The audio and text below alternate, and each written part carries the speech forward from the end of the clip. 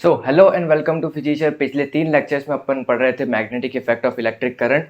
And first lecture में अपन ने स्टार्ट किया था मैग्नेटिक इफेक्ट के बारे में पढ़ना। सेकंड लेक्चर में अपन ने पढ़ा था magnetic effect of electric current. और लास्ट लेक्चर में अपन ने पढ़ा था force on a current carrying conductor placed in magnetic field. उसके बेसिस पे अपन ने उसकी एक एप्लीकेशन पढ़ी थी जो कि थी इलेक्ट्रिक मोटर, और फ्लेमिंग्स लेफ्ट हैंड रूल पढ़ा था। Alright, Fleming's left hand rule क्या काम आता है? उस फोर्स को निकालने के काम आता है। ऑलराइट, और आज अपन को पढ़ना है उसी की एक अगली एप्लीकेशन, उसी की मतलब इस चैप्टर की magnetic effect of electric current की एक अगली एप्लीकेशन जो कि है इलेक्ट्रोमैग्नेटिक इंडक्शन। ऑलराइट, स्टार्ट करते हैं।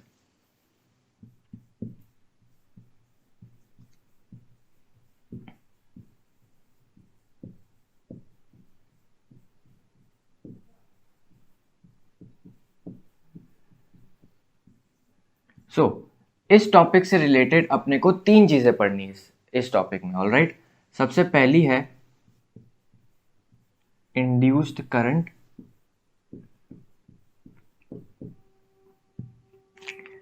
दूसरी है इंड्यूस्ड पोटेंशियल डिफरेंस,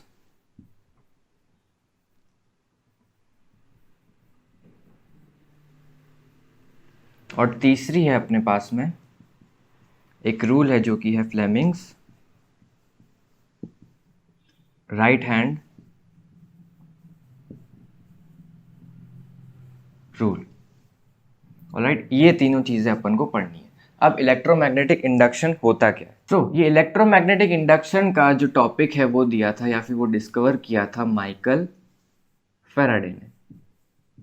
ऑलराइट, अब उन्होंने क्या ऑब्जर्व किया, उसके लिए अपन को 3 चीजें बनानी पड़ेगी। ऑलराइट, सबसे पहली है ये, सबसे पहली है ये, सेकंड नंबर में यहां पे बना रहा हूं,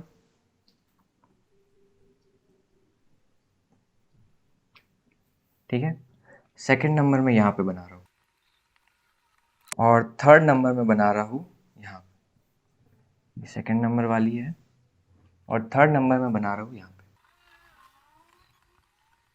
अब तीनों में कंडीशन क्या है? ये स्टेशनरी है और ये भी स्टेशनरी है ना, ये दोनों रेस्ट पे, अभी के लिए रेस्ट पे, ठीक है। यहाँ पे क्या है, ये इस तरफ मोशन कर रहा है और ये है रेस्ट पे। ऑलराइट, और ये दोनों इसी डायरेक्शन में सेम वेलोसिटी से मोशन कर रहे हैं।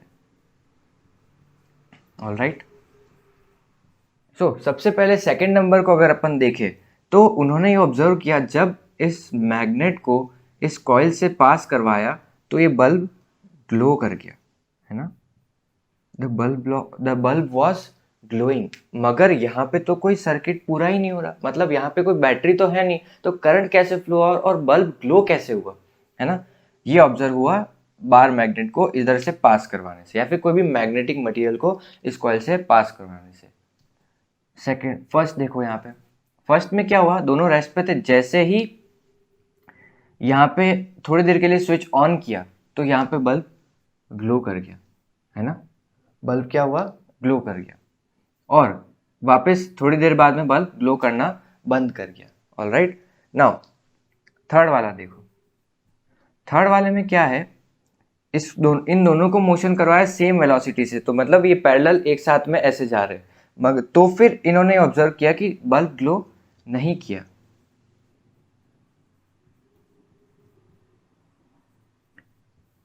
ऑलराइट, सो बल्ब ग्लो नहीं किया। तो कंक्लूजन ये निकला, जब भी अपन किसी मैग्नेटिक मटेरियल को या जो भी मैग्नेट की तरह बिहेव करता है उसको अपन किसी सर्किट से पास करवाते हैं जिसमें करंट फ्लो नहीं हो रहा है, तो उसमें एक करंट इंड्यूस होता है, मतलब एक करंट जनरेट होता है। उसी करंट की वजह से ये ग्लो हुआ, है ना। यहाँ पे देखो, ये मैग्नेटिक मटेरियल था बाहर मैग्नेट, इसको अपन ने यहाँ से पास करवाया तो इसमें एक करंट इंड्यूस हो गया, है ना। और यहाँ पे देखो, इसमें यहाँ पे अपन ने स्विच ऑन किया तो ये किसकी तरह बिहेव करने लग गया, एक मैग्नेट की तरह, है ना। मैग्नेटिक मटेरियल की तरह बिहेव करने लग गया, क्योंकि इससे करंट पास हो रहा है ना।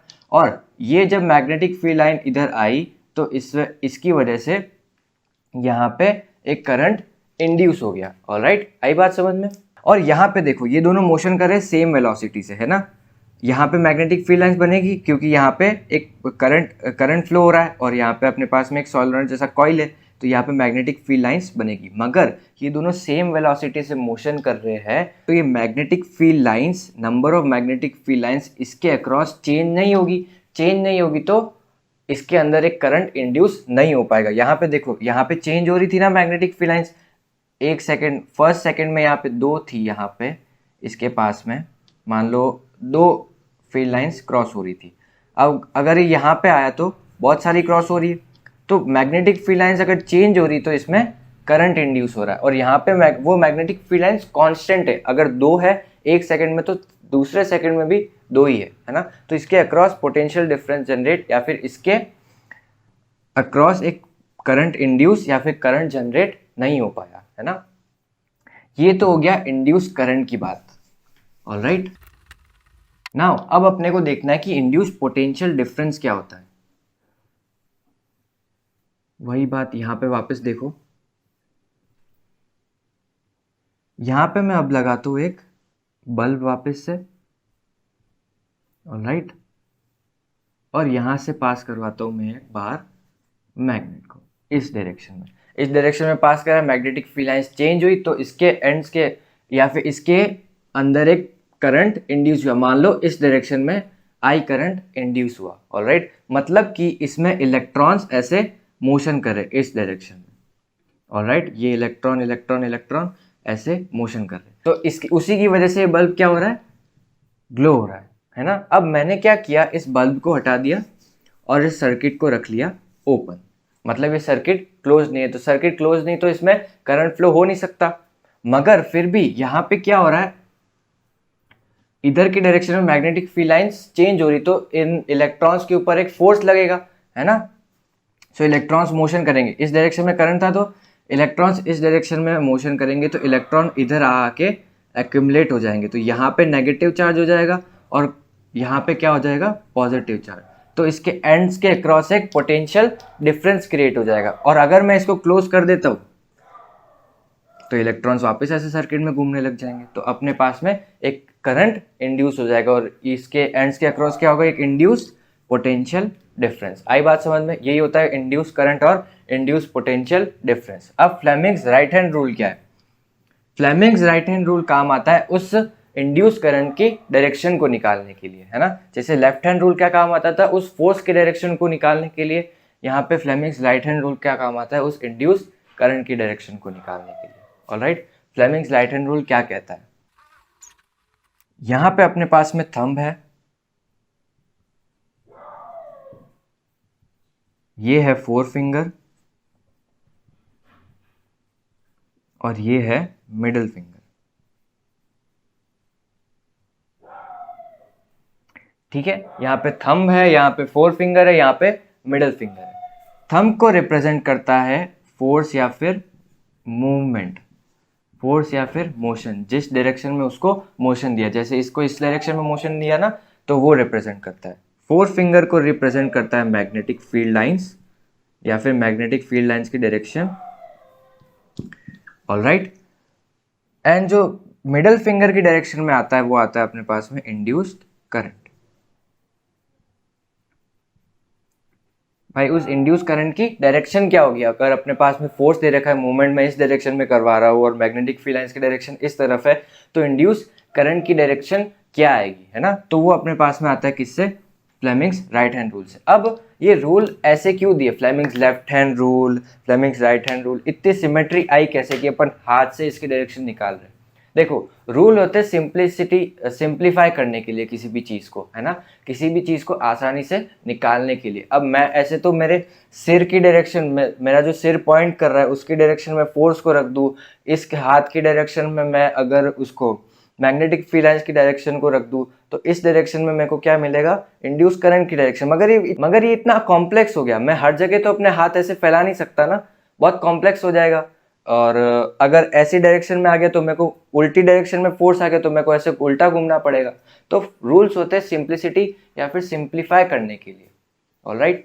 सो इसलिए अपने पास में फ्लेमिंग्स राइट हैंड रूल है और फ्लेमिंग्स लेफ्ट हैंड रूल है।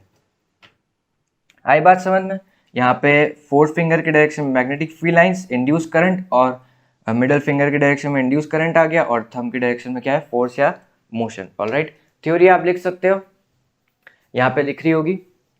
ऑलराइट, नाउ अब इसी की एक एप्लीकेशन होती है जो कि है जनरेटर। जनरेटर क्या होता है, जो जनरेट करता है इलेक्ट्रिसिटी। अगर आप उसको मोशन की फॉर्म में दो, देखो इलेक्ट्रिक मोटर क्या थी, इलेक्ट्रिक मोटर ऐसा डिवाइस था जो अपने पास में इलेक्ट्रिकल एनर्जी को क्या कन्वर्ट करके दे रहा था, मैकेनिकल एनर्जी में, मोशन करके दे रहा था। आप उसको इलेक्ट्रिसिटी दे रहे थे, वो आपको मोशन करके दे रहा था। अगर मैं उसको मैकेनिकल एनर्जी दूं तो क्या वो मेरे को इलेक्ट्रिकल एनर्जी दे पाएगा, बिल्कुल दे पाएगा, है ना। वही है यहाँ पे जनरेटर के केस में, है ना। आप उसको मैकेनिकल वर्क करवा के दोगे, वो आपको इलेक्ट्रिकल वर्क करवा के देगा। खैर वो अपने कोर्स में है नहीं, 10th क्लास के टर्म 2 के कोर्स में है नहीं। ऑलराइट, यहाँ तक अपना चैप्टर कंप्लीट हो गया। Thank you very much.